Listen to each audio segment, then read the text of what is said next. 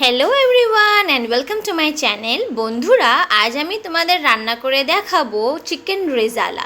এই রেসিপিটা এত দুর্দান্ত আর এত সুস্বাদু যে আপনারা রান্না করে না খেলে বুঝতে পারবেন না। তো মানে এত তাড়াতাড়ি হয়ে যায়, সে কল্পনার ধারণার বাইরে। তো আমি প্রথমে কী করেছি, 500 মতন মাংস নিয়ে এসেছি। তো মাংসর পিসটা একটু বড় বড় সাইজ করে কেটেছি, কারণ চিকেন রেজালা বলে কথা। তো মানে খুব বেশি বড় না, আবার খুব বেশি ছোট না, মানে মিডিয়ামের থেকে একটু বড় মতন সাইজ কেটেছি আমি। তো মাংসগুলো আমি ভালোভাবে ধুয়ে নিয়েছি, কোনো ম্যারিনেট করিনি আমি। তো কাঁচা মাংসটাকেই ভালোভাবে ধুয়ে আমি সারি সারি করে সাইজে দিয়েছি। এরপরে আমি নিয়েছি একটা বড় টমেটো, একটা ছোটো টমেটো, 200 মতন পেঁয়াজ, 25 মতন আপনার ওই 25 না, 10-12 গ্রামের মতন আমি রসুন নিয়েছি, আদা নিয়েছি। তো পেঁয়াজটা আমি হাফ ফালি করে কেটেছি, আর রসুন তো গোটা রয়েছে, আর কিন্তু আদাটা আমি একটু স্লাইস স্লাইস করে কেটে নিয়েছি। এরপর আমি এর মধ্যে দেবো 25 গ্রাম মতন কাজু বাদাম। কাজু বাদামটা কিন্তু এটা মেন, কেন টেস্টটা বেশি এনহ্যান্স করবে, ফ্লেভারটা আরও বেশি ভালো আসবে, একটা ক্রিমি টেক্সচার আসবে। আচ্ছা, এরপর আমি এর মধ্যে ঠান্ডা দুধ দিয়ে এটাকে বয়েল করব। বন্ধুরা, আপনারা কিন্তু কোনো দিন ভুলে এর মধ্যে গরম দুধ দেবেন না, বা যে মানে যখন এই জিনিসটা সাজাচ্ছেন করার মধ্যে গ্যাসটা জ্বালিয়ে মানে ধরিয়ে কোনো দিন আপনারা দেবেন না, কারণ গরম জিনিস ঠান্ডার সাথে মিশলে কি হবে, দুধটা কেটে যাবে।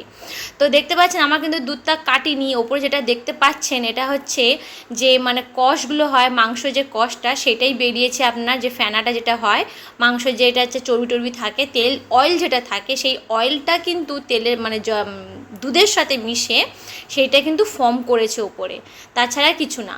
তো আমি দেখলাম যে ভালোভাবে সেদ্ধ আমার হয়ে গেছে। সেদ্ধ মানে কেমন, ঠিক আমার 80-90%, 80 না, 85-90% আমার যখন সেদ্ধ হয়ে যাবে, আমি কিন্তু সব কটা মাংসগুলো আমি বের করে নেব। তো আমার 500 গ্রাম মাংসতে আমার 8 পিস হয়েছিল। তো আমি সব মাংসগুলো বের করে নিয়েছি, দেখছেন আর একটা মাংস নেই। এরপরে আমি এটা একটু ভালো করে নাড়িয়ে চাড়িয়ে, কেন ভালো করে নাড়লে কী হবে, যেহেতু টমেটোটা আমার গোটা রয়েছে, তো খোসাটা যেন সেই নাড়াতে নাড়াতে যেন বেরিয়ে যায়। টমেটোর খোসাটা কিন্তু অবশ্যই বের করে দেবেন, কারণ আপনার এই যে পেঁয়াজ বলুন বা যেই কাজু বাদাম, আদা রসুন, এগুলো সব তো গলে গেছে, টমেটোও গলে গেছে, কিন্তু খোসাটা না ফেললে কি হবে, যখন আপনি পেস্ট ফর্মটা তৈরি করবেন তখন কিন্তু আপনার হচ্ছে এই খোসাগুলো বড্ড শক্ত শক্ত হয়ে থাকবে।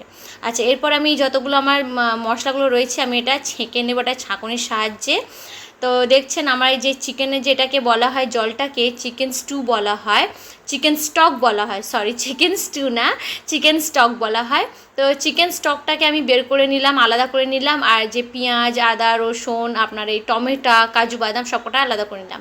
এরপরে মিক্সিতে আমি এটাকে ভালোভাবে পেস্ট করে নেবো, একদম কোনো রকম যেন মানে গোটা না থাকে, একদম ভালোভাবে পেস্ট করব। তারপরে যখন আমার কড়াইতে যখন আমার তেলটা গরম হবে, সেই পেস্টটা আমি দিয়ে দেবো।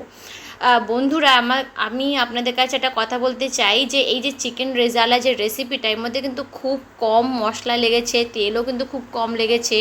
বলতে গেলে কিন্তু একটা টোটালি হেলদি আর টেস্টি নিউট্রিশিয়াস আপনার চিকেন রেসিপি। আর এবারে আমি এর মধ্যে দিয়ে দিয়েছিলাম দইটা একটু ফেটে দিয়েছিলাম। লঙ্কাটা সেটা আপনার নিজের টেস্ট অনুসারে আপনি দিতে পারেন, সেটা আপনাদের আপনাদের টেস্ট অনুসারে।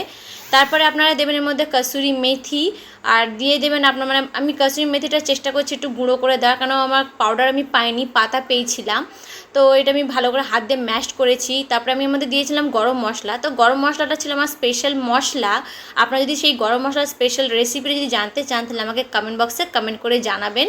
মানে এই গরম মশলা যে আমি রেসিপিটা যেটা তৈরি করেছি মশলাটা, ওই মশলাটা কিন্তু আপনার মানে হচ্ছে কি সব রকম রান্নাতে দেওয়া যায়। সে কথায় বলে না, রান্না আলাদা স্বাদ এনে দেবে, আলাদা মাত্রা এনে দেবে। তো মশলাটা কিন্তু ঠিক সেমনি, যে কোনো মশলাতে যে কোনো তরকারিতে আমরা ওই মশলাটা অ্যাড করলে কিন্তু তরকারির টেস্ট আরও বেড়ে যাবে।